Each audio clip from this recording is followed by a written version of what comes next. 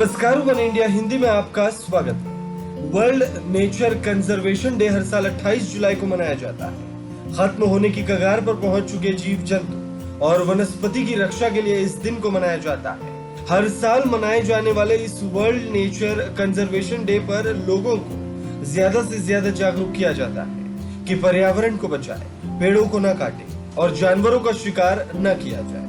पिछले कुछ सालों में प्रकृति ने जिस तरह अपना स्वरूप बदला है वो वाकई हैरान करने वाला है। लगातार विकराल और भीषण आकार ले रही गर्मी, सिकुड़ रहे जल स्रोत एक नए विनाश की कहानी लिख रहे हैं। प्रदूषण, नष्ट होता पर्यावरण, दूषित गैसों से नष्ट होती ओजोन की ढाल, प्रकृति और पर्यावरण का दोहन, यह सब पृथ्वी और पृथ्वी पर रहने वालों के सबसे बड़ा खतरा है। खत्म होते पेड़ पौधों और अलग अलग नस्ल के जानवरों को मद्देनजर रखते हुए इस दिन को हर साल मनाया जाता है। पुराने समय में जहां प्रकृति का अद्भुत नजारा देखने को मिलता था, वहीं आज के इस दौर में ये खत्म होते जा रही है। लेकिन दुनिया में आज भी कई ऐसी जगह बची है जहां प्रकृति अपने एक अलग अंदाज में खूबसूरती बिखेरती नजर आती है। इस दिन को मनाने की शुरुआत प्राकृतिक संसाधनों की सुरक्षा को लेकर की गई थी।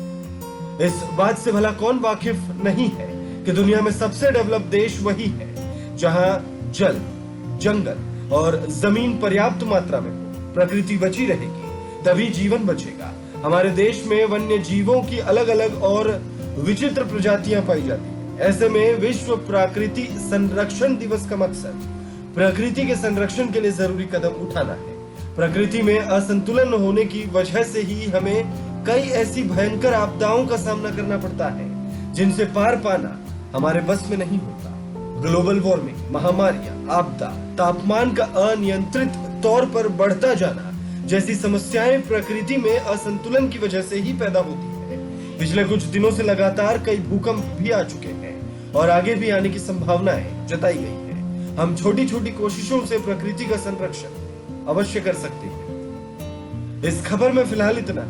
तमाम अपडेट्स के लिए बने रहिए वन इंडिया हिंदी के साथ।